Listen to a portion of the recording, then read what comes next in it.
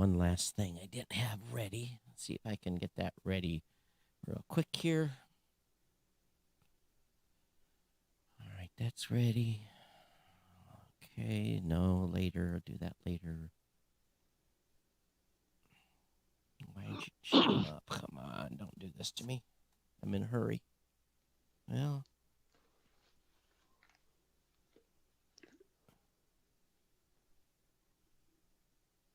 All right, I'm going to try this one. Welcome to the New Media Show, where each Wednesday at 3 p.m. Eastern, UTC+4, Todd Cochran and Rob Greenlee take their over 30 combined years of leadership in the podcasting space to discuss, dissect, and deconstruct the current podcasting news, forecasts, trends, and predictions. Now here are your hosts, Academy of Podcasting Hall of Famers, Todd Cochran and Rob Greenlee. Rob, welcome back to the New Media Show. How you doing, my friend? I'm doing just fine. It's good to be back. I know it does feel like it's been a long time since we've done this show. We skipped a week, did a show, skipped a week, did a show, but it was for a good cause. Oh, yeah. Well, it seems like both of us either were getting old or we just had this, a stars align through a whole bunch of medical stuff.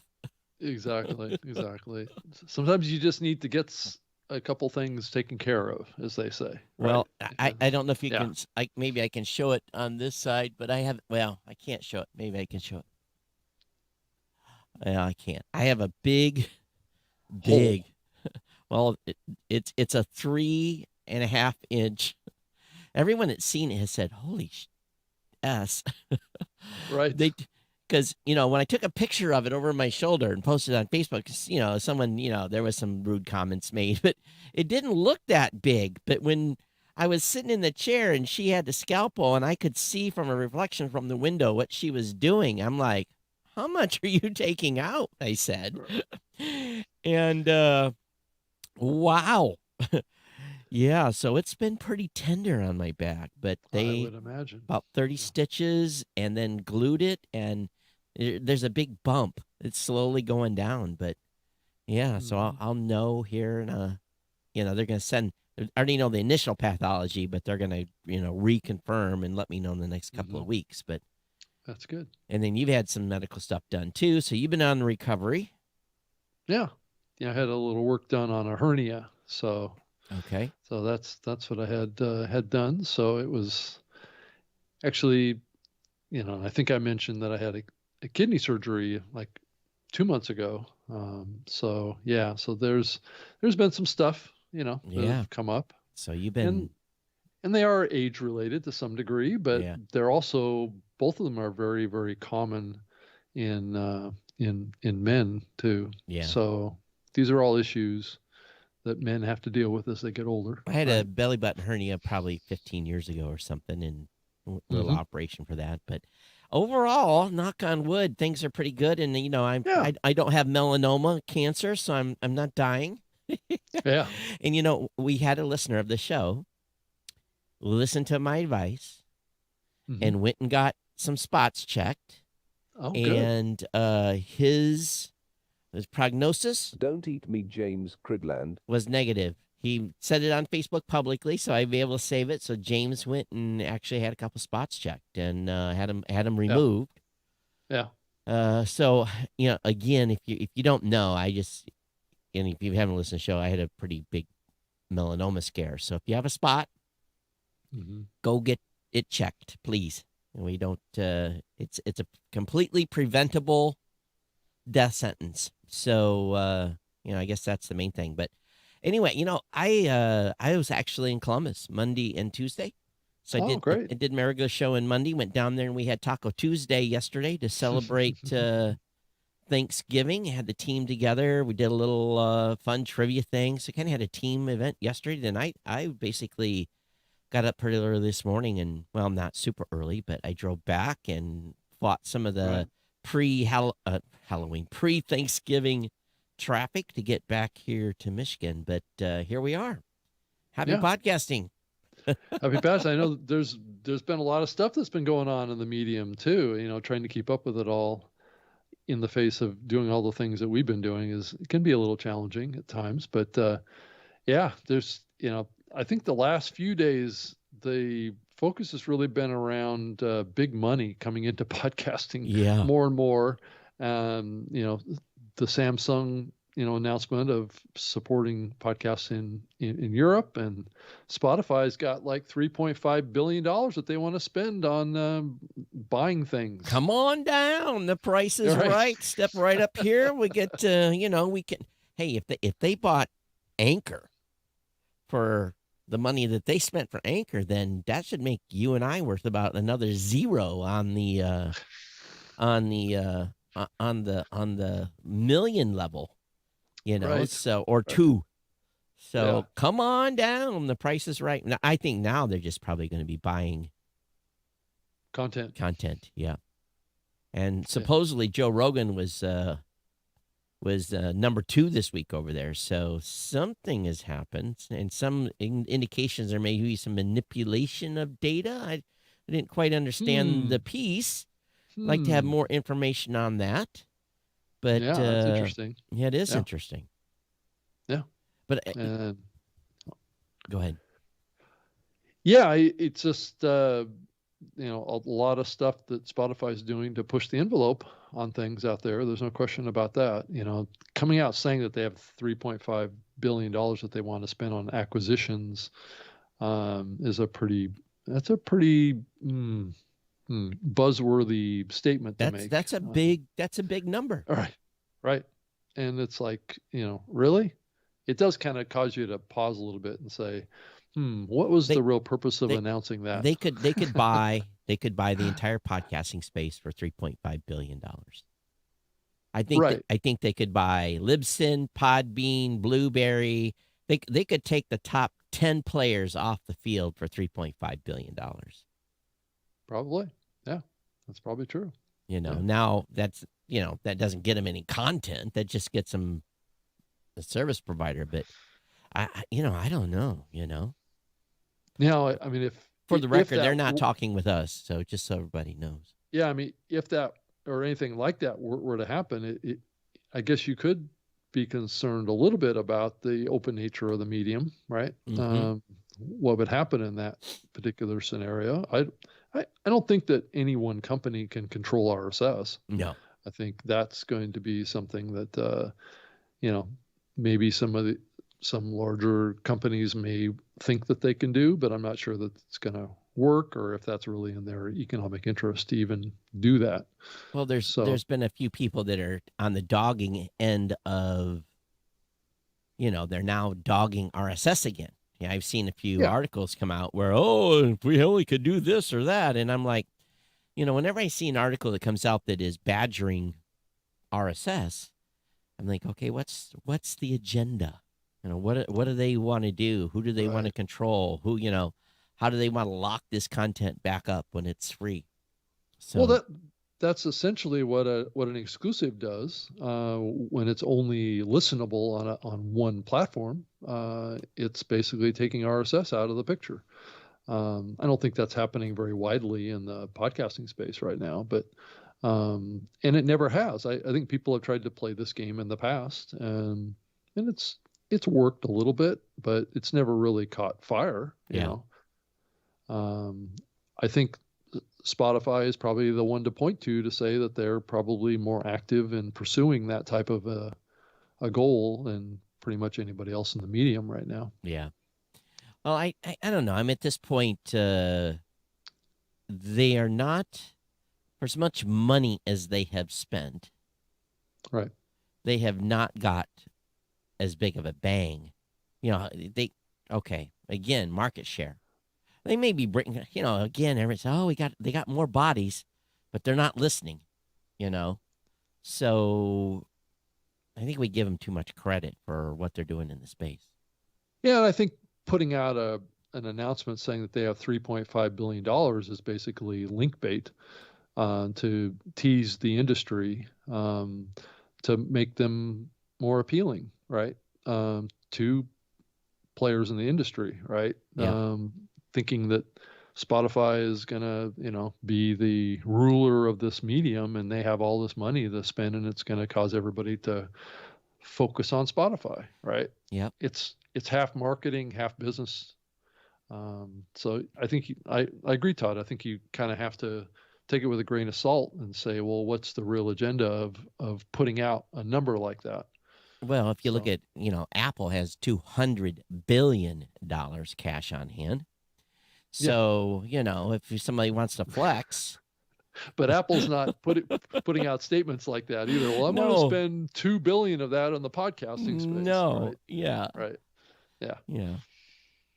So though they could. They right? could. I mean, if anybody in the space, they could certainly do that. But it goes back to, and the question that continues to come up again and again, all this stuff is good for 2 or 3% of the podcast space, but the rest of the people are still just charging along. And right. it's really, to be honest with you, it's really something I've been doing a lot of thinking about recently is, the average content creator that has not built a big show and is trying to. It's really in my head a lot. And I think that the ecosphere, you look at how much we've grown, and I haven't kept track here recently what the current podcast index numbers are. Let's see if I can go over there and look. According to them, there are now 4.436 million total podcasting index, but some numbers have shifted. 340,000 have created a new episode in the last 30 days, 409,000 in 60 days, and 473,000 in 90 days. So that's down. That active publishing is down. Yeah, and it is. So if only 340,000 shows have created a new episode in the past 30 days, and an additional 60,000 in 60 days, yet there's 4.4 million podcasts. Whoa, there's a lot of dead shows out there. Yeah. There's over 4 million dead shows.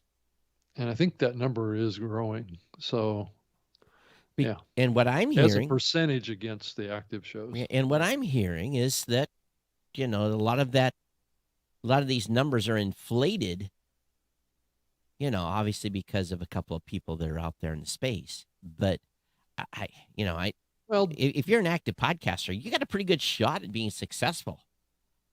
I mean, free hosting does kind of cause that to be more likely to happen. So, right, people start shows that aren't really as committed to them because they're not paying anything for it, and it's people value things that they paid for more than they don't value if they don't pay. So I think it's kind of human nature that we see this happening. If there are companies out there offering free plans, which many in the podcasting hosting area are doing that. I'm not necessarily against free plans, really, at the end of the day. I think it's a way to get customers into your platform and allow them to kick the tires a little bit and see what's going on there.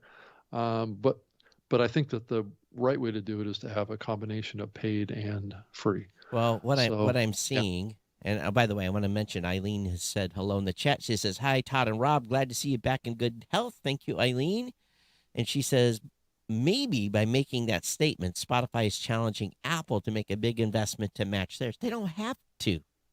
No. Apple doesn't have. They still have globally a dominant position in consumption. And does it sell more? What everybody's debating about is users, right? Yeah. Spotify's claiming to have a growing number of users of podcasts, but the truth is that those users don't consume as much podcasts as users in the Apple ecosystem. So, I mean, it's not even close. It's like, 1/3 of the amount of downloads happen on Apple versus Spotify, even at a higher user number on Spotify. So, yeah. That was weird. I just had a channel go out. Well, that was odd. 1 2 1 2. Yeah, I'm still here. Okay. Huh. Yeah, I can still hear you. Fine. All right. That's good. It's all of a sudden something went pop and this ear went dead. But I guess we'll find out later if I have a good recording. I guess it's, we were, we've been doing a lot of reflection on business this year, and I've been kind of watching the trends to see if shows that were started during the peak of COVID are continuing, and there is some indication there is some slowdown happening because people are getting back to life. Time will tell if people are able to sustain all those shows that they were trying to do. Yeah, I think we are getting back to more like it was prior to the whole pandemic, as far as new show creation and things like that. But I do think the listening side is continuing to accelerate. But it's really, I think podcasting has evolved now where, you and I, Todd, don't really have to tell people what a podcast is anymore. It's moved beyond that right point, right? And matter of fact, the first question that I get asked is, do you do a podcast? And right, that's almost an expectation. Yeah, it is. And I often say I work in the podcasting. Oh, do you have a podcast? I say, well, yes, I have 3. And what's their names? And of course I tell them, and people are kind of used to some of the mainstream ones that people are, they're getting pushed. And I will tell you, these big platforms have definitely caused the general public to be more narrowly focused on what is available. So I might be getting into a position where I agree that it's harder now for a non-signed show that's not aligned with a big boy to be discovered. It wasn't as much that way before, but it's getting a little bit. And the reason I've just come up with that is because of the conversations that I'm having, with people out just out in the regular public. And they keep naming some of the same shows, and I'm like, well, do you listen to this, this, and this, or have you, have you looked through for different genres? So I think it's more important than ever now that podcasters have to just work hard and having their show promoted and get so they can have some additional discovery. Yeah, I think there are some advantages to being a part of a network, and that's kind of what we're talking about here to some degree, is shows basically aligning with a larger media company or a network or something like that, and driving a certain amount of synergy. I think the podcasting space has just a massive amount of demand around marketing, support for shows and growth, and I think and there's a big story in Pod News today, just to kind of dovetail to that into another aspect that I see a growing interest in out there as the content community develops is content production services. This Podimo, I guess, secured $78 million in a Series B round. I guess this company produces original content. I don't know if they own all the shows or not on this, but it's a company that's that's highlighting a growing area in the podcasting space, and that's content creators wanting to get into podcasting but don't really understand how to do it and want help, right, from the production end to the marketing end, all that stuff. So I think Todd, I think we are moving into a new phase where to be successful requires professional help. And it's not always easy. Rob, come on now. Well, I didn't say it requires it, but it just feels like that's the direction the industry is going more and more towards, is having people that are experts actually help manage the shows with the content creator in a partnership. Well, the challenge with that is so you've got 2 or 3% that are underneath production right now. Right. maybe 2%. But is that growing? But the question is, how can an average podcaster? Well, that's the challenge. How can they afford that? That's expensive. Yeah, it can be. It depends on what the scope of the services are. But I do think that there is pressure out there. I mean, I feel it out there. I feel that there's a certain amount of people that would have a podcast if they could get some help in getting it done. But right? Okay, so let's back up here for a second. We've been doing pro production services at Blueberry for a number of years now, and it is not inexpensive. It's not growing. It is growing, but it's not an inexpensive product, because as soon as you hire a producer and you have a person that's doing editing and helping with marketing and all that stuff, booking guests, you start adding that in. You know, that's not $100, $200, or $300 a month bill. That's a bigger bill. Right. You start using 10, 15, 20 hours of someone's time a month, or maybe let's say 5 hours a week. You know, what is, or 10 hours a week. And if they're good and not somebody that you found off of Fiverr, you know, if they're actually good and can do this work professionally, I think it's out of the reach of most. I can't even imagine. Of course, it was a different time. I can't imagine in the early days of podcasting coming home after putting all this time in to get a show launched and you know, saying, hey, I'm going to spend $1,000 a month on podcast production. I just can't. Well, Todd, we're from a different era too, and you think about how we think about the podcasting space is a little different than I think how some new people that haven't been in the podcasting space think about it.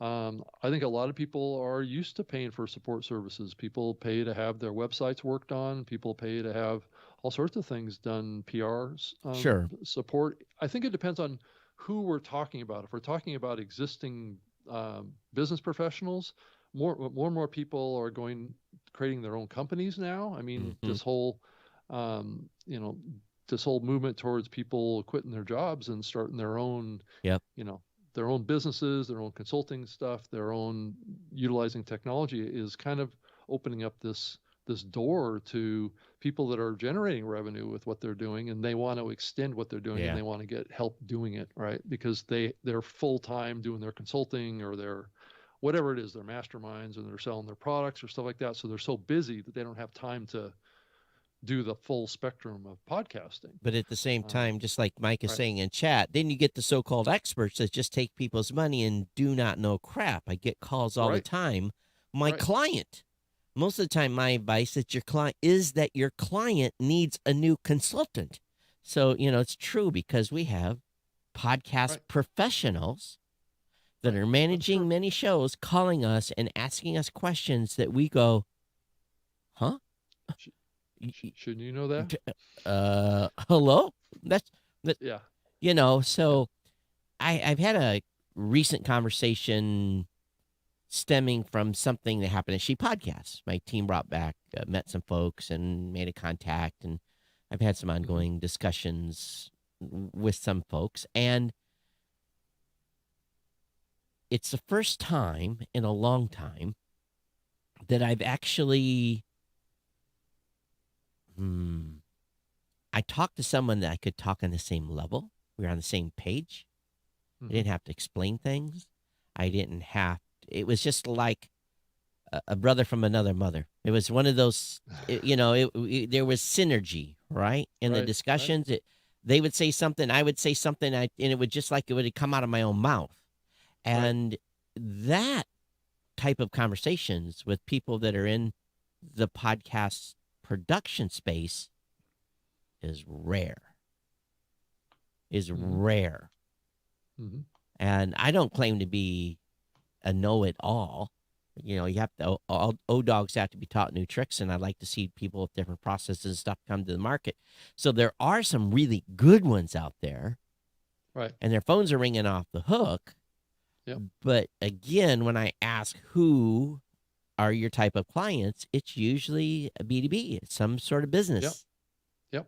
I agree with you, because those are the people that have the resources, Right. and they're used to those kind of services Yeah, practices. you used to writing that Right. type of a check, whether it be $1,000, $2,000, $3,000 a month, or whatever it may be. Mm-hmm.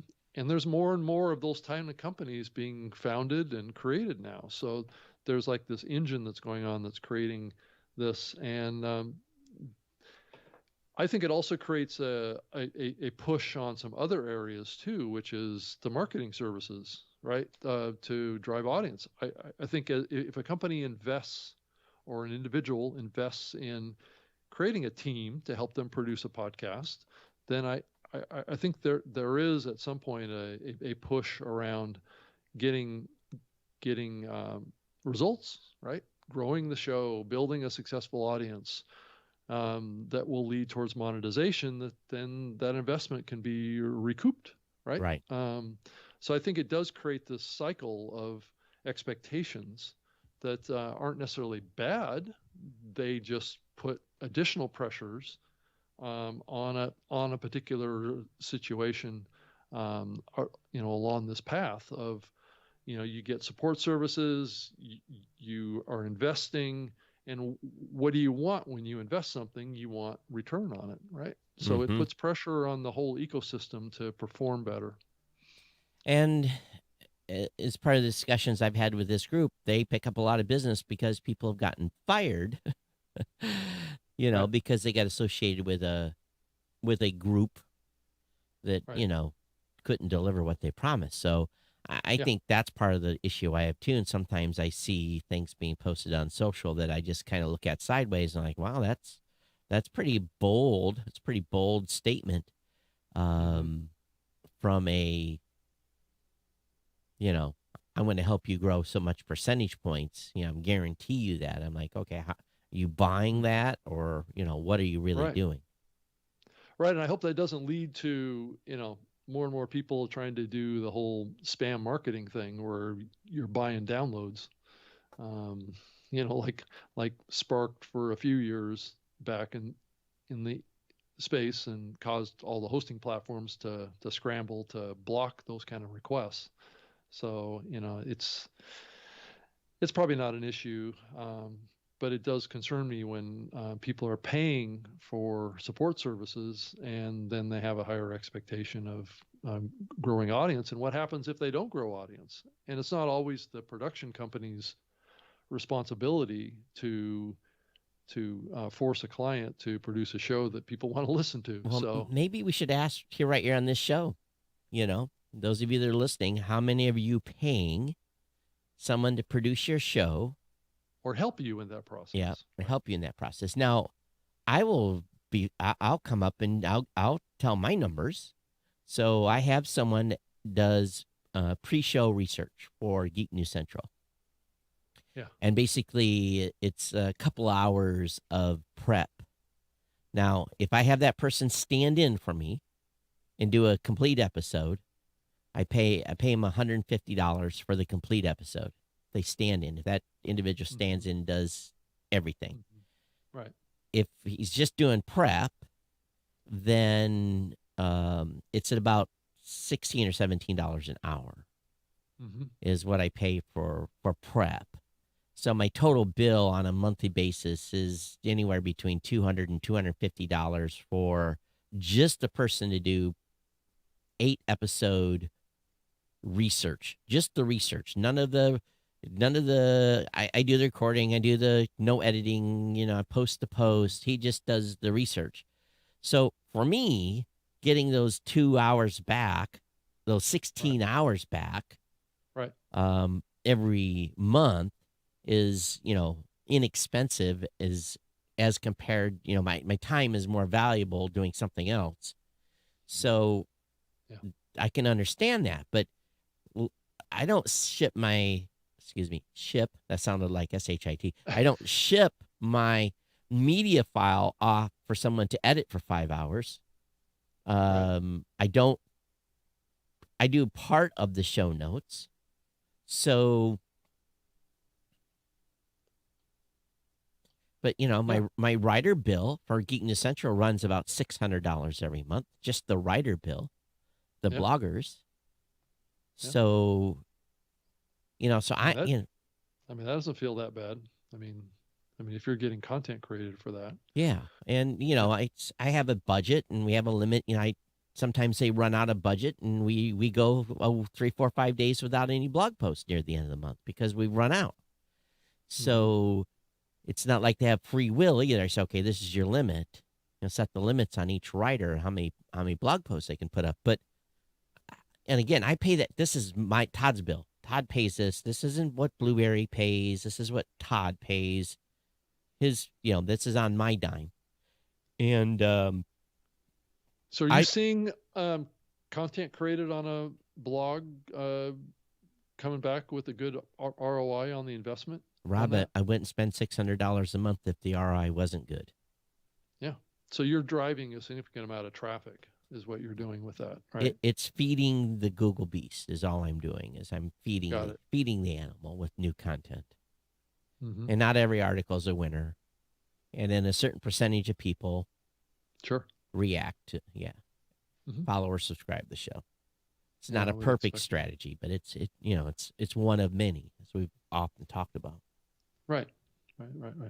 So, but again, for years, I was the one that did it because I didn't have that budget.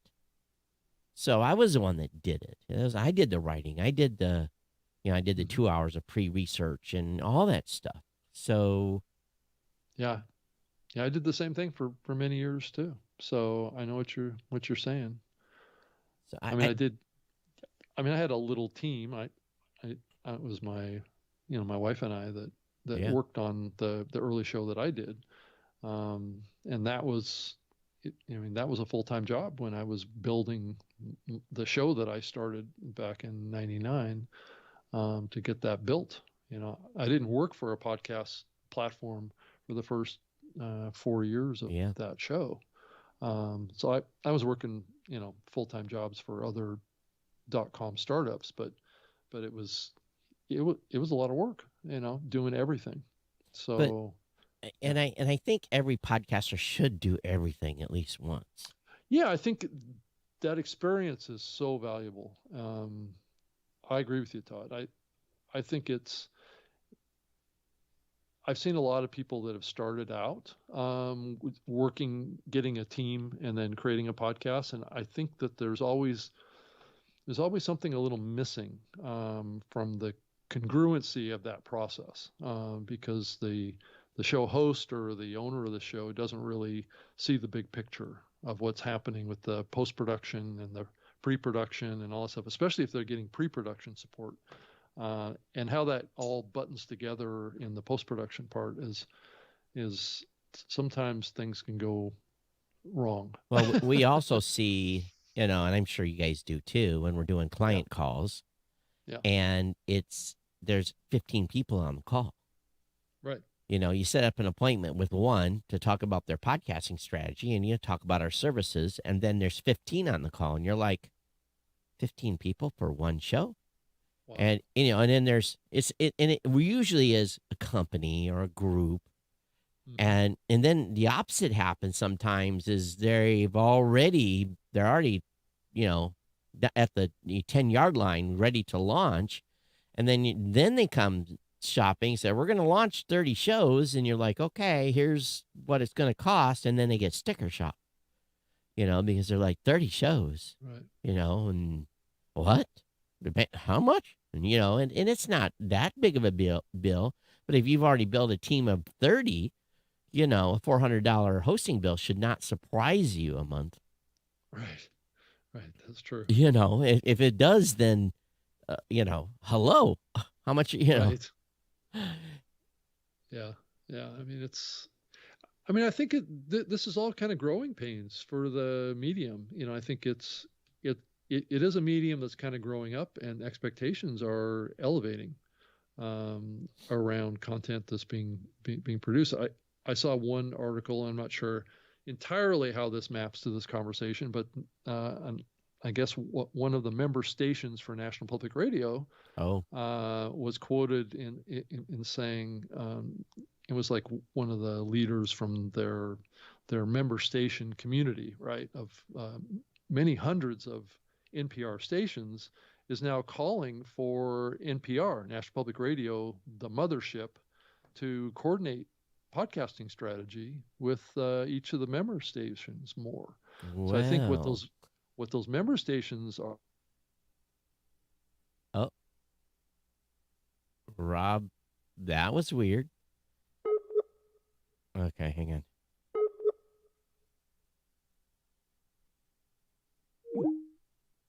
Hopefully he'll be back in just a second. That was bizarre. He just like froze. So I will say this while we're trying to reestablish communications with Rob is that we're starting to see signs of more radio. Here he comes. You just froze, Rob. It was just like it hit a brick. You did too. So it totally just. Oh, that was weird. Was stopped. What I was saying while you were gone is we're starting to see. Well, we're starting to have periodic conversations with radio stations that are trying to get their act together. Right. And feel this like is indicative of that. They're now feeling like they're being left behind, and now they're panicking, right, to try to catch up. And I'm like, long have gone the days when we're in a conference and there's 175 people in the audience, and it switches to a podcast session, and they all but 20 go and have a cocktail. Now they're paying attention. I think they're starting to get worried. And so it's interesting. I think they should have been worried a long time ago. Well, okay. But, time is now, right? So, but at the same point, they've let so much talent go, right, that there's this gob of radio talent that's out there that have moved to podcasting and said adios to the broadcast model.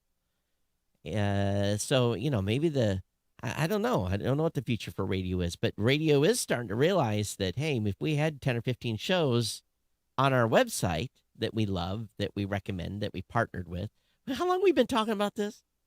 I know. Well, I think that the pandemic really kind of fast forwarded this whole process, though. I think that radio would have been perfectly happy just riding things along, just like they were prior to the pandemic. But I think when people stopped driving their cars, I think it caused them to pause and say that they're a little too reliant on in-car radio experiences, and they need to start thinking about digital. And and Spotify, maybe Spotify's 3.5 billion number was a shot across radio's bow. Maybe they weren't targeting Apple. Maybe they were making a statement to radio: "We're coming for your audience." Yeah. And I have heard that the folks from TuneIn are starting to focus on podcasting a little bit more too. So it's interesting how the kind of radio streaming type platforms and the radio stations are really kind of starting to take this seriously now. I think is what it really points to. Yeah, I it's hard to predict right now where things are going to go, because who's left? Who's the big media players that are left? That haven't incorporated podcasting. It was almost an afterthought for some of them. They added it last, but at least it's been added. Now, I'm fully, I think Facebook has the biggest. I said a couple of shows ago, and Mike Dell was listening to, and he about fell off his chair when I said that I believe Facebook could be number 2 in a year. They're going to. Well, if they're not, then they missed out on an opportunity. Yeah, yeah. But I'm seeing for my personal show, right? Significant increases that I can only attribute to Facebook. So time will tell. And again, Well, we thought that about Google too, right? Yeah. So that's true. And Google's been kind of quiet. When are they going to start making some headway? Well, I think they're in a transition phase right now. I think they're they're focusing more on something going on with YouTube. So yeah, so podcasts being on YouTube probably. yeah, I think we talked about that here recently on the show. But that doesn't mean that they're going to take their eye off the Google Podcasts ball. I think they're going to stay focused on that. It's just going to be a two-headed strategy. It's going to be YouTube podcasts and Google podcasts, I think, is what you're going to wind up seeing over there. Well, what's on your Black Friday shopping list, Rob? You got anything on your Black Friday shopping list? I've been looking at kind of like AI motion sensing kind of web cameras. So just add to my studio here, just in case I want to do something different, with presentations or something like that. I've been thinking about that kind of stuff, because you can get these webcams now that will track you and zoom in and out by using hand signals. So you just go like this and it will zoom in on you. Or you just move from one part or another if you're, in front of like a whiteboard or something like that, or if you're trying to do a presentation or something like that. So I've been thinking about that. That's about the only thing I've been thinking about too much. I don't know about you. Well, oops, I'm hanging here a second. I've been having a lot of interview requests come in. That has nothing to do with Black Friday.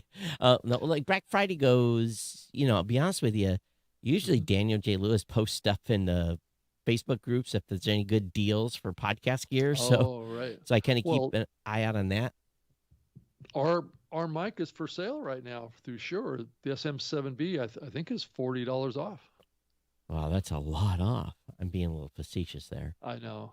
I think it's now what a $499 mic. Is that right? Well, SMB7. Let's look. It's $359 at Sweetwater.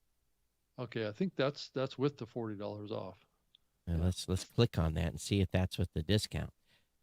Limited time, yep, that's with the $40 off, $359. So I think it's regularly $399, I guess. There we go. $399. So yeah, it's on sale. So I think when I bought this microphone, which I've had this SM7B since, I think I bought it in 2008. That's how long I've had this microphone. I think I paid, I think it was $360 for it, something like $359 or something like that back then. So next Friday morning, very early, I'm doing a national news segment. I don't know if I'm allowed to talk about it yet. Awesome. But it's with not with a ABC, CBS, or NBC, but it's a big one that is big digitally. And we're going to do a 15-minute segment on podcasting. And they reached out to me specifically, and I don't know who else they reached out to is because of the longevity of being in the space. But it was interesting because they sent me all these instructions on how to be ready, have your phone ready, have an ear plug in. And I'm like, you're going to Skype in and let me send you a picture of what the studio looks like. And they're like, well, you're going to be able to hear us. I'm like, yes, we're going to be fine. So the only difference is I think I probably have to send them back a little different feed, but it kind of cracked me up a little bit because, they're like, wow, you've got a studio? I'm like, yes, I do have a studio that can do national television segments. So I think we're good. Right. Yeah. And I think there's more people than ever now that have that ability. The whole pandemic thing just really fast forwarded that whole thing. Yeah. But I did find it interesting that they used Skype, and it wasn't a Zoom. It was a specifically Skype video. So I was like, oh, we're ready. Right. Totally. And as a matter of fact, I sent them a link to this show so they could see, everything in action. So, yeah. So, but other than that, Eileen says 20% off all Shure mics on Amazon, and so we'll see. So, Todd, you mentioned a few minutes ago about Joe Rogan not being the #1 podcast on Spotify anymore. What's the scuttlebutt on that? I think it dovetails to what we were saying, I think a few weeks ago, about going exclusive isn't always the best way to maintain and grow an audience. I hate to, I think it's pretty obvious to most people. You would think that if you're only available on one platform, your audience opportunities are going to be less, right? I guess the show that's, exceeded Joe Rogan on Spotify is the Always Sunny podcast, which I think is, who is behind that? I can't remember who the hosts are. I think it's what's their name? It's Always Sunny in Philadelphia podcast. Let me look at this. Well, that was a TV series. But I think that's what it's based upon. Well, the name of it is the Always Sunny podcast, so it doesn't say anything about. Yeah, the story I Always read. Sunny in Philadelphia. So I guess it was based on that. You're right. I can see the description of the show. Yeah. So, but it's been with the 15th season dropping on December 21st. So I think this show's been around a long time. Though, yeah. So I guess they started doing the show back in 2005. There's only 5 episodes in their feed, which is curious. Well, they're hosted on Simplecast. So it at least that's where their website is based, is on Simplecast. It's hosted by Glenn, Charlie, and Rob. So why wouldn't, again, it just blows me away. Here you've got a show that's big, and their website is actually on their host. It just shocks me. Yeah, but they've been doing the show since 2005, so they're a very early podcast. And I have heard of them for many years. So anyway, well, I wonder why they dropped the Philadelphia from their name. I don't know. Have not nary a clue. No. Never listened to the show, so I never saw the TV series either. Yeah, I think that the TV series. I think the TV series stopped producing, so that could be why they dropped it.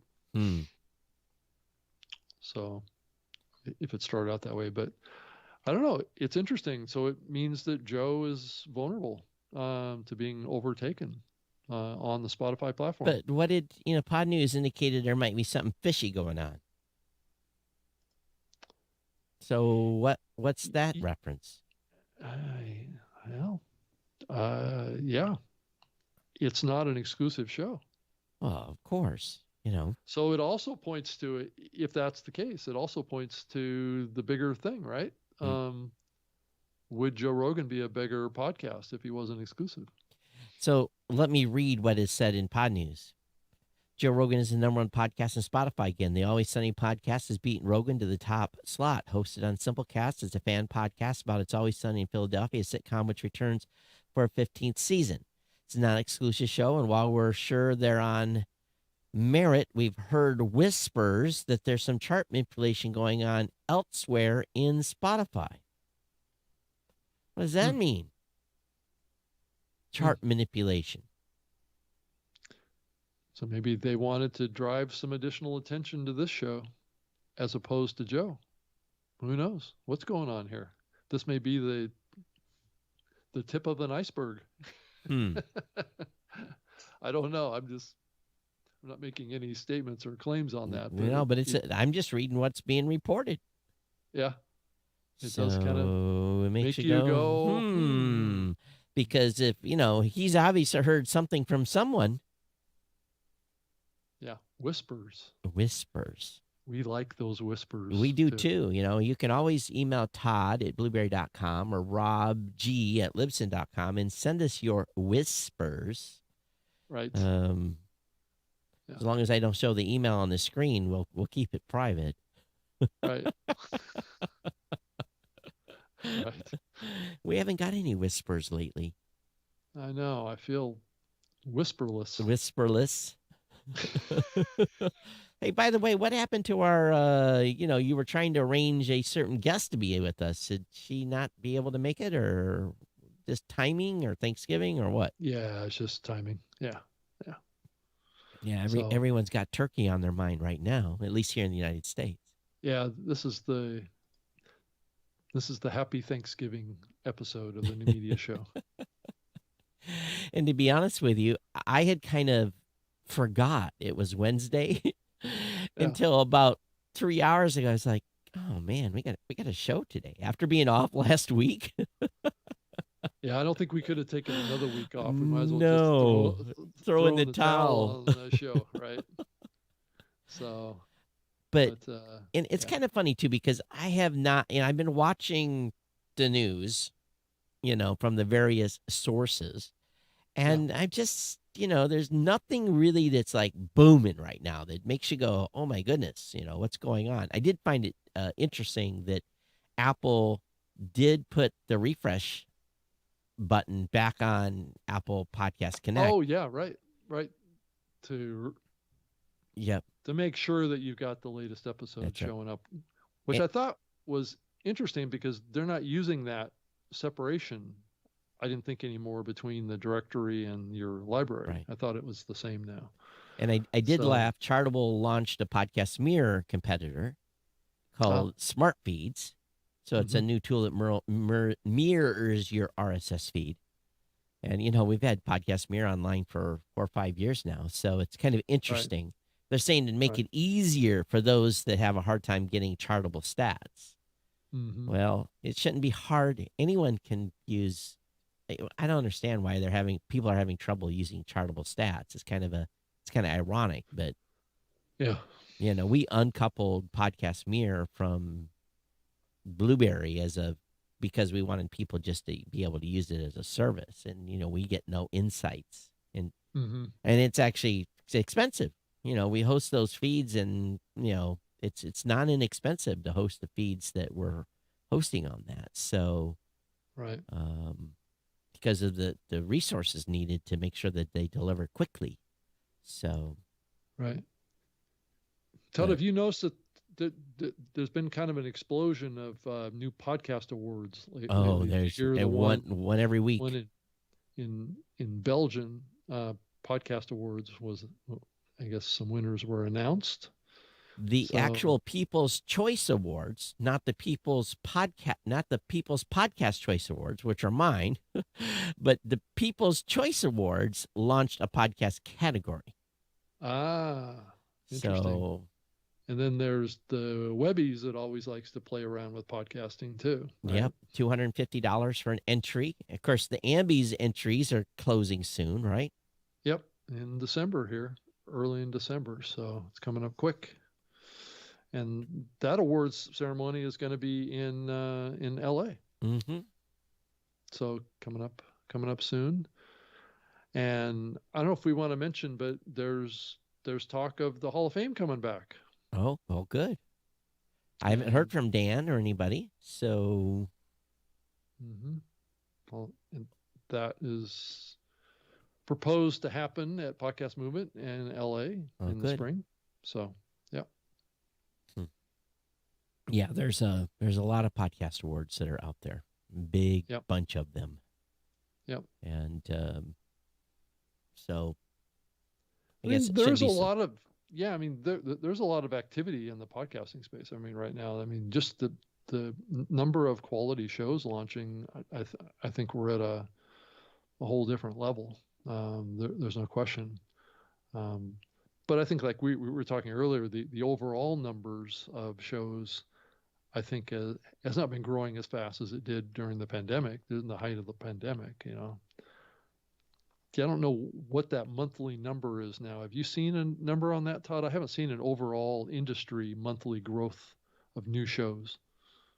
Have you seen any numbers? No, I have not. So, again, it's something that Daniel normally puts out, but I think he put that behind a paywall, so I have no idea. Oh, right.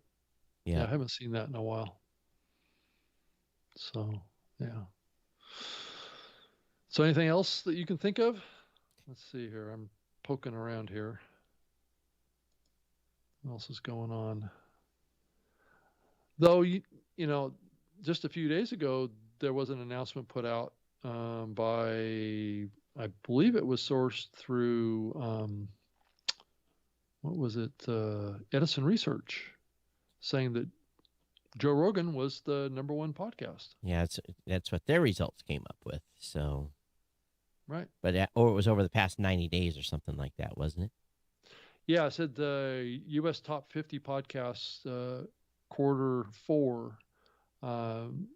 through Q3 2021. So over a year. So I don't know what the time window was for Joe getting, overtaken by that other show.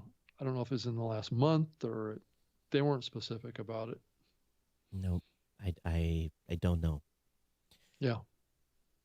But I just based on, it's been a little bit of a slower week for us because of the holiday coming up, and you're always thankful when it's a little bit slower from that perspective. But I've been thinking back to, I think people have really got their heads down right now, and I think a lot of indie podcasters are really looking, at up in their game. But I don't know if that means that these production service companies that we talked about earlier is going to be big benefactors of that.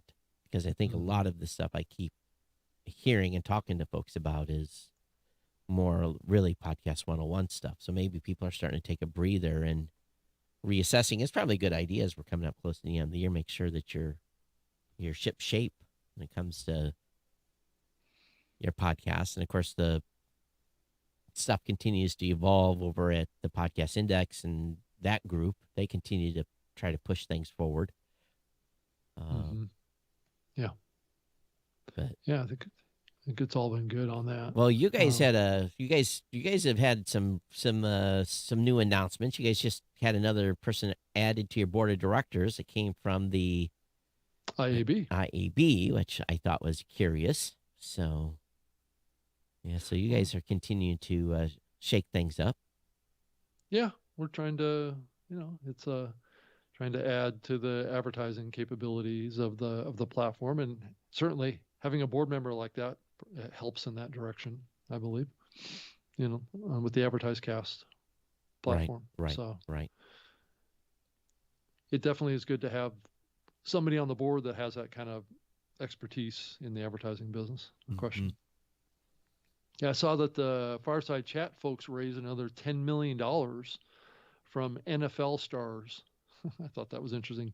Jay Lone, TechCrunch. Oh, no, wait. Former say this. Yeah, it keeps talking about these big celebrities doing shows over on that platform. So, like Jay Leno and Michael Dell, things like that. So It's interesting what's happening over there. There is no lack of people that are looking to invest in the space. I'll just, that's very evident by my email that I get, But a lot of folks are just looking for a deal too. They're looking for a deal out there. They're looking for something on the cheap. Mm-hmm. Yeah, I think those days have shipped too. Right. Well, that's the casualty of folks like Spotify saying that they're investing $3.5 billion in the medium. Is that the zeros go against the numbers in the medium, right? That's right. Yeah. So I guess Spotify signed another exclusive. I don't know if you saw this, Todd, with the Bad Robot audio folks. Christina Choi, I guess, has been hired to head podcasts over there. The Bad Robot, aren't they the movie people that brought you? Oh, J.J. Abrams, right? Wow. Star Trek and other productions. What was that? There. What was that production on HBO that Lost? Yeah, was it not Lost? What was it? Yeah. Lost was actually on network television, but yeah, he was the producer behind Lost. Yeah. And I think they were also the ones behind or at least they had some. Alias. I think Game of was Thrones one. too. They had some. Yeah. So yeah, wow, that's big. So that's another. So it sounds like they're going to be looking to make exclusives over there, some more exclusive new shows. It's called Bad Robot Audio. It's a new audio division. Christina Choi's been around the podcasting medium for quite a while, so she's going to head that up. Did they say what they're going to do? Just create audio, I guess, on stories that I would imagine are pitched to Bad Robot to produce. So, it's just another studio, not unlike probably like a Wondery was in the space. So. That's one group you don't hear too much about right now. They're kind of quiet. Well, they're part of a bigger entity now, and you look at what Amazon is doing. They're very focused on the advertising side of stuff right now. So it'll be interesting to see how they embrace advertising with podcasting, but they've got quite a bit of capability now to do that kind of stuff with Art19 and stuff. So, yeah. Well, my team is going to be at re:Event next week. That's the big AWS conference. Oh yeah. So, matter of fact, I sent the whole dev team. So all my devs are be out in Vegas starting on Sunday, and they've got a divide and conquer strategy. Mm-hmm. And if anything breaks, then I told them make sure you take your laptop with you. Yeah. Well, spring is going to be a very busy time for podcasting events. There's a lot of stuff going on coming up after the holidays. So I'm not even looking on the road. I'm not even looking past the new year yet. I guess I should, but we got a bunch of stuff we're announcing right after the new year, so I'm kind of focused on that. Sure. But you've got all sorts of events coming up. Yeah. Are you going to do anything with CES this year? Yeah, going to CES. So luckily I don't have to plan. I just show up and sit in the chair and smile and ask questions. So that's the good thing.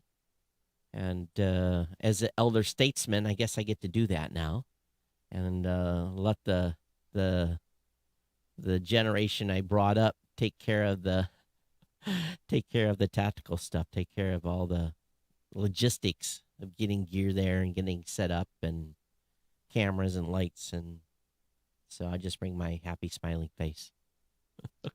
Yeah, I remember all those years I was down there many times when you're doing that. How your hotel room was just like full of equipment.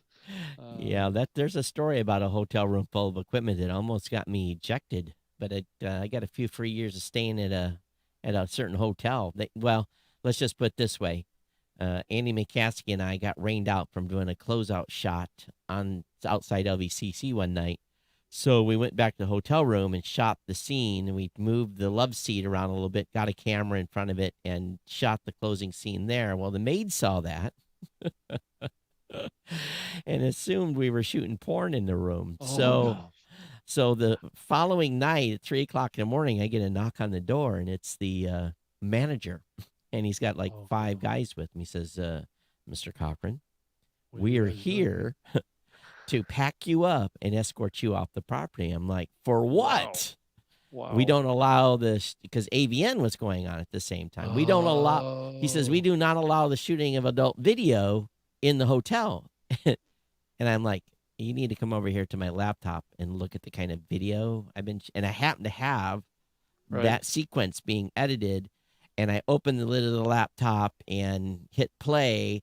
And of course, here's 2 old guys on a chair doing a discussion. I don't know what he did. He must have made some little wave of his hand or something, but the 5 goons that was with him evaporated. And I was in a suite, and I was pissed at that point. And I said, I will meet you in the lobby at such and such time, and we can discuss, what you're going to do for me. Because of this, false accusation and rude awakening at 3:00 in the morning. Yeah. So And it had been one of those nights where I had come back to the room and took a shower, and I put on one of the robes from the hotel. So I had face planted in that. So I'm sure when I answered the door, I was giving this impression that, a guy answering the door in a bathrobe doesn't normally, that's kind of weird. So anyway, I never got bothered in that hotel again. But I always then, from then forward, I would made. imagine they were very apologetic. Oh, you have Did they apology big you have. time? I got a few years of free stays there and some comps, and oh yeah, there was. They had their tail between their legs because I was in a suite. I rented a suite because we worked out of the thing, and so yeah, that was a fun story to tell. Yeah. Probably wasn't so much fun at the moment that it was happening, but yeah. Yeah, and when he left, I probably laughed, but at the same time, sleep is a premium. We don't get Right. when we're at CES, it's from morning. I mean, from like 6 a.m. until midnight sometimes, Right. Right. and you get 3-4 hours sleep, and you're thankful, because you're running on Red Bull that whole week. There is no rest for the weary. They had $25,000 wrapped up in those shows, and hotels and expenses and shipping and food and Oh, yeah. everything, so you had to make hay while the sun shines. So yeah, we ran like crazy people doing that. But yeah, I'm just lazily gonna fly over, check into my hotel on Fremont Street, and show up, be the smiling supporter. So you're going to take a Uber this time instead of renting a van? Oh, haven't had to rent a van in a couple of years because since I don't Yeah, have to haul gear anymore, right. I'll take There's one. no use for it. Yeah, Right. no use. I'll take one Pelican case on the airplane with my stuff, and that's it. So, but it's lugging that gear. You know how big OECC is. Lugging that stuff that'll just carrying a 15-pound camera around all day is enough to just drag you down into the dirt. Well, I also know that you parked that van in a parking lot that no longer exists. That's right. Too. We had strategic parking places that Right. we learned where we could park and couldn't. But yeah, that parking spot, well, there was a couple of places, but so now There's it's now an expansion of the convention. But I was able in later years. CES gave me a Yeah. VIP parking pass, so I did have a special place that I could park. Only like 300 of us got parking stalls. So, but I'll just Uber in, or ride the show bus in, not spend any money at all. Yeah. Yeah. So, but it's fun. It's going to be weird going back to Vegas because I haven't been there since the really beginning of the pandemic in 2020. Yeah. So exactly. And they've got that new building built too, so that's going to be fun to see. I mean, I think we were close to going. Yeah. But For NAB. that got canceled, right? I know that's a good question. I've been really debating on whether to go back to NAB. We've got money on deposit there, so Right. next year will be, well, they spread it over a couple of years, but and I don't know if I have a funny feeling that trade shows are not going to be what they were. I worry about that too. I agree with you, Todd. I mean, just based on the events that I've been to so far, just in the last couple months, there's not a lot of people enthusiastic to go into conventions right now. It's weird because why are you worried if you're vaxxed? Why are you worried about going? I think, Todd, it's just lingering fear, and I think it's been a significant change of personal behavior and activity, right? I think it's more permanent than any of us really realize. I mean, I think it's just a change. So it's gotten me concerned if that show is going to bring, because we spent a lot of money. I count the number of bodies there, Right. and that's not a cheap show to go to. food Right. alone is, going to be a couple $1,000 just because you're feeding the crew. Right. It's not cheap to eat in Vegas anymore. Right. Hotels and, all that stuff is a fixed cost, airfare, da da da da. But then time out of the office and stuff, all that other impact. And then is there going to be enough business generated to make that show value? Yeah. I'm done supporting shows that do not give me value as a company. Right. I'm done. I mean, I'm done doing right. that. Right. Yeah. Yeah. And so we shall see. I think these events are going to come back slowly. I think a lot of people were feeling like people were going to be clamoring to get back to events again. I'm not seeing an indication that that's really the attitude out there. I think that the shift to virtual has caused people to realize, well, if I really want to see the content at this event, I'm just going to sign in, at the time designated and listen to the. But I still, for me as a vendor, there's no value in doing virtual. I'm not sponsoring any virtual events. I'm not going to do it because the return on dollar is zero. Yeah. Right.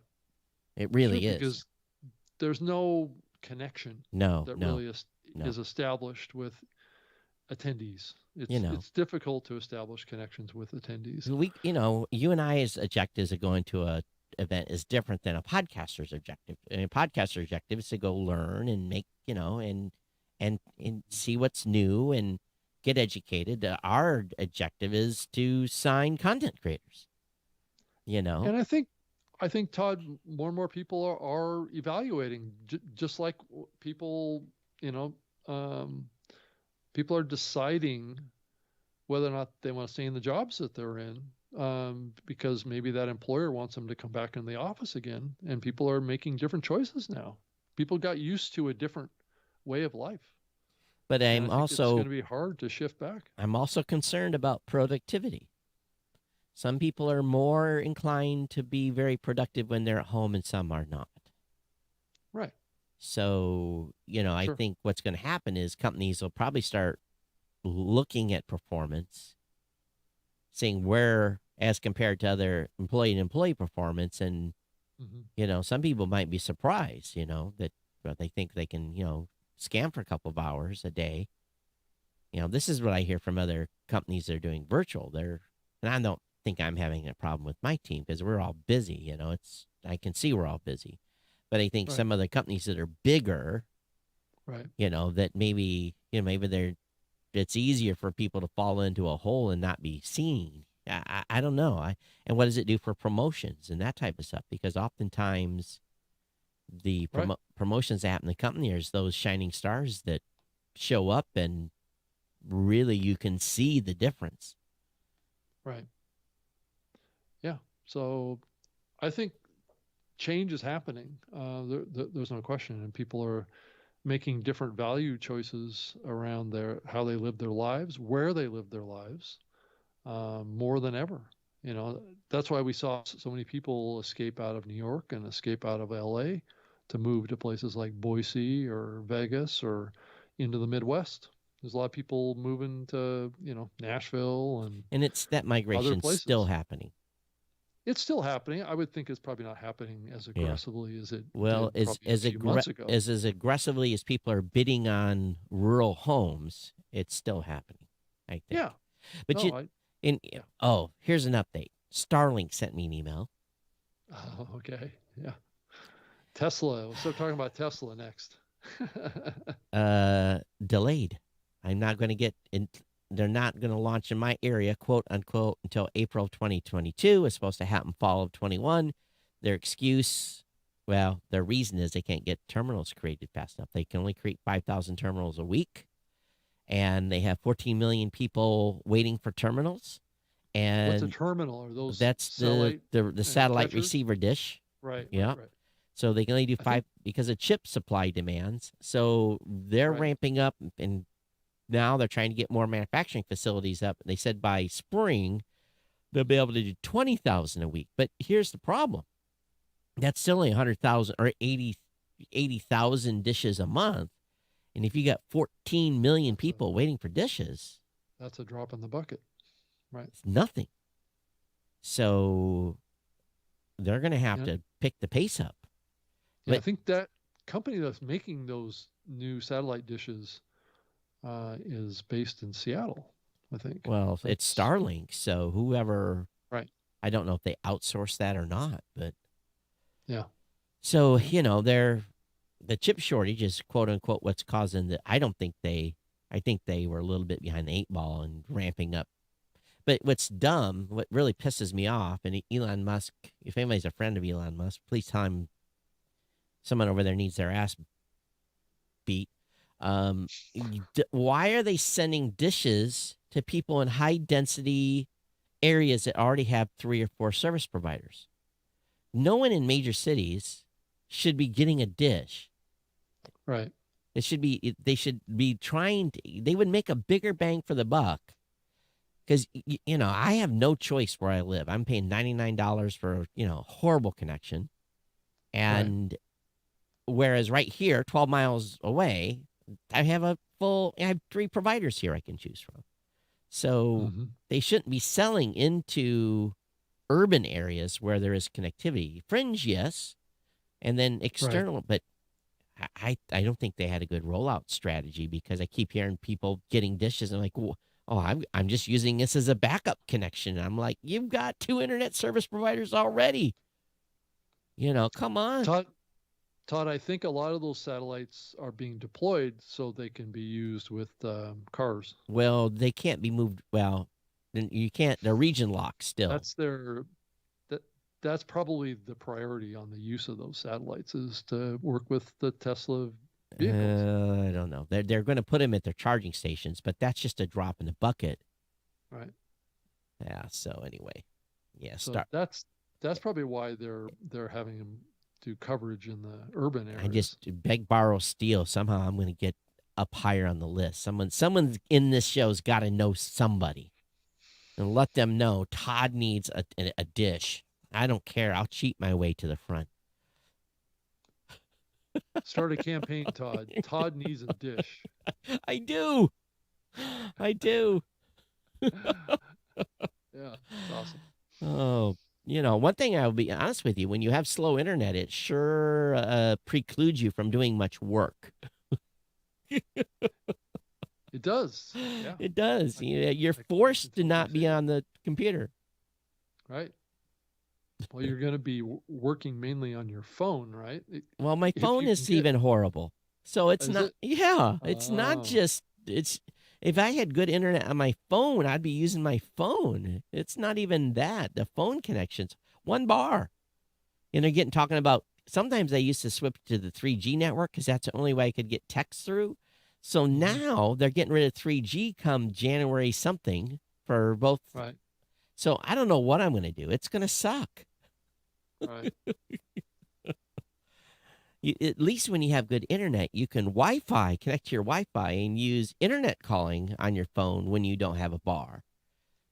But, for those of you that have good connectivity, count your lucky stars. Don't ever move to the country. You get about 1 mile out of urban areas, everything just falls off a cliff. There's a lot of people wanting to do that, though, right, Todd? Because the real estate prices are less. Well, not since COVID. Well, they've been definitely going up. So, but that's why co-op workplaces are so popular right now, too, is because people that are in rural America don't have good internet, so they have to go work at a co-op. Yeah. Yeah, like a WeWork or someplace something like that. Right. Yeah. Right. Yeah.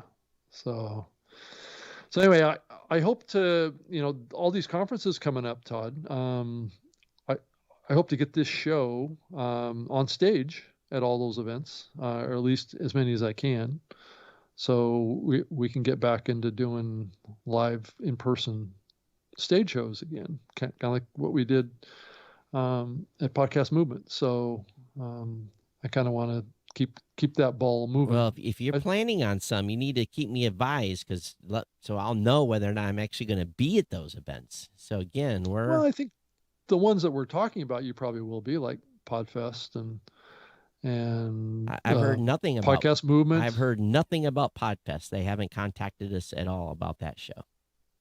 Really? Nope. It's coming up here in the spring. So, Yep. And are you guys thinking at all about the podcast show in London? I doubt we're gonna go. I asked for their numbers and they wouldn't give them to me. So if you can't give me what you're registering, you asking me to commit to a $20,000 bill. Right. So you better give me some numbers and some assurances on attendance guarantees. I'm not going to a conference where there's going to be 1,000 people. Yeah, and I think, just like we were talking about earlier, I think there's some big question marks about how many people are actually going to attend these things, even in the spring. Well, with the restrictions they have in Europe, look what happened right now in the Netherlands. They're locking down again. 3 weeks lockdown in the Netherlands. There's different. It's how in way governments are wishy-washy, and they just drop a, oh, we're scared again, and they put the country on lockdown. How can you trust? How can you plan anything as a business? You can't. Yeah. I've already got a pile of money sitting out there for events that were canceled that are being renewed, so. Right. Matter of fact, That's one I true. forgot about. I need to reach out to them and say, "Hey, where's my 5K? If you're not gonna redo, send me my 5K back." Right. So I don't want to paint doom and gloom, but if you had your shot, let's go. Let's get moving again. And you can get a booster now, so get your booster. And speaking of, permanent change, I think just, your thoughts on this topic are reflected across many of the, I think, look at even like a company like Lipson. I think we're much more critical of events that perform for us as well. It was a big change in behavior. I think it also reset the budget too, right? Absolutely. There wasn't as much spending on events, so that freed up a bunch of cash that the financial people kind of like to see in the bottom line, right? Well, I've it's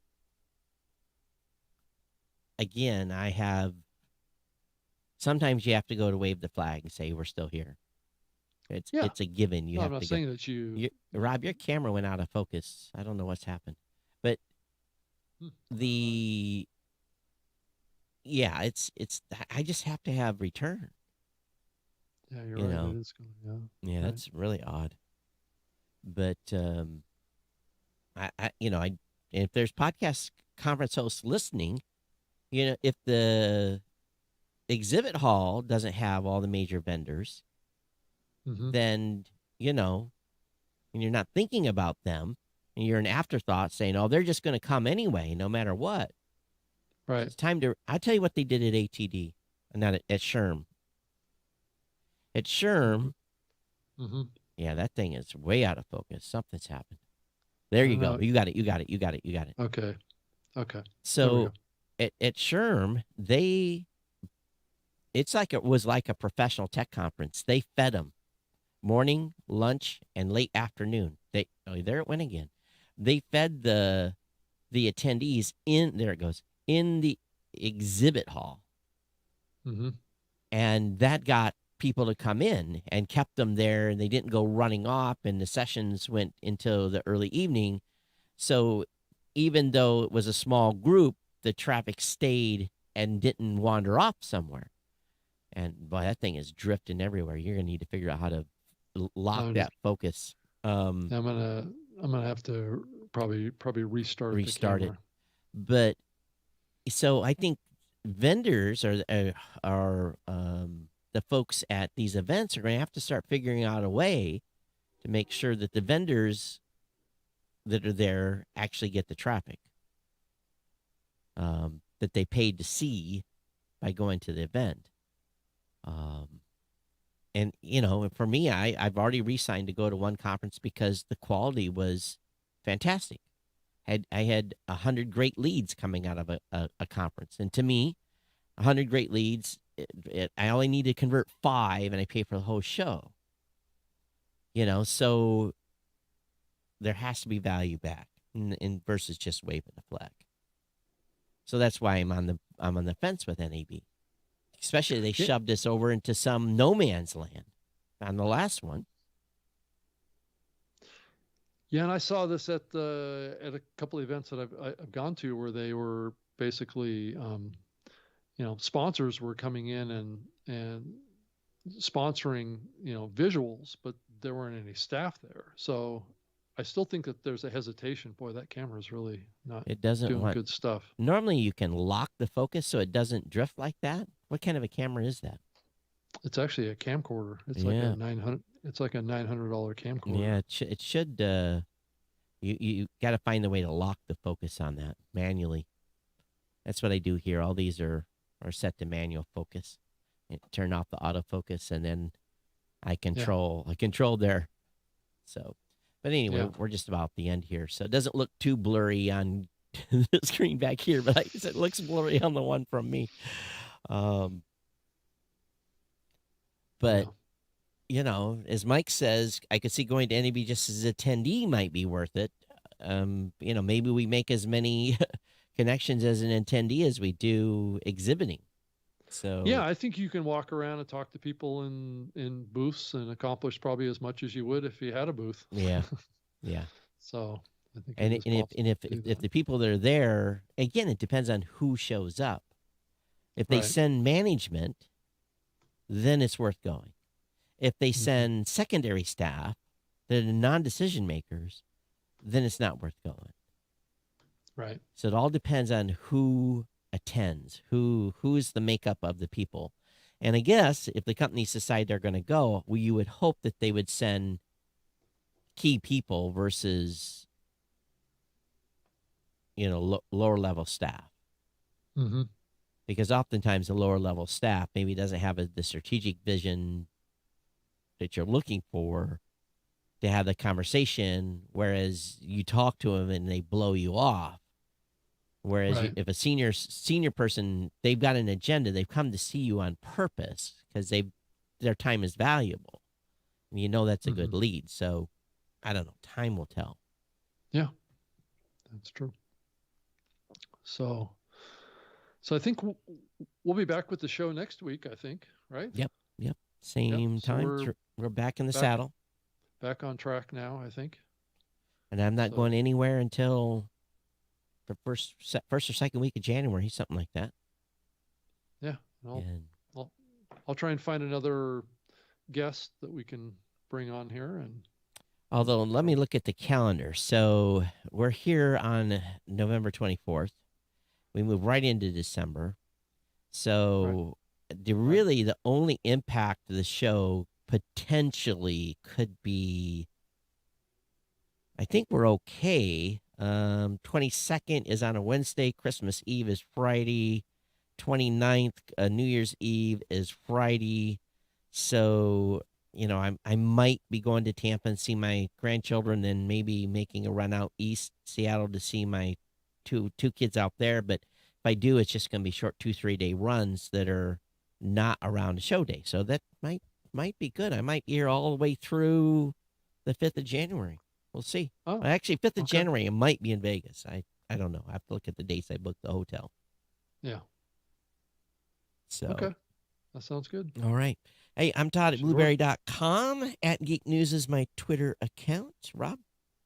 I'm on Twitter as well, at Rob Greenlee, and would love to hear from you. You can send us an email or send me an email, robg@lipson.com.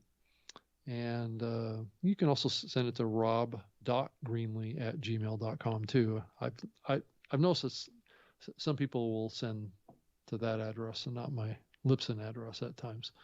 But yeah, I have a website too, robgreenlee.com. So if you wanted to follow what I'm doing, and definitely if you haven't watched the Facebook episode that Todd and I did, you might want to check that out. Yep. And hear about what Facebook is up to. So anyway, Todd, it was great. And by the way, No Shave Novembers went pretty good. So far, the reaction has been positive. So I think so too. Yeah. I think it's good. We'll see how long I keep it. It's harder to maintain than just shaving. It can be, yeah. I mean, you have to get a certain kind of trimmer and stuff like that. Yeah, is what all I that. found, It's too. a whole different game. So it's like, and little It's one almost little. like producing a podcast, right? Uh-huh. Yeah, it has to be edited. This one does. Yeah. I'm gonna walk into my barber on December 1st and say, I'm not here for a haircut, but I'm here for a beard trim. So shape it up. Post produce this, baby. That's right.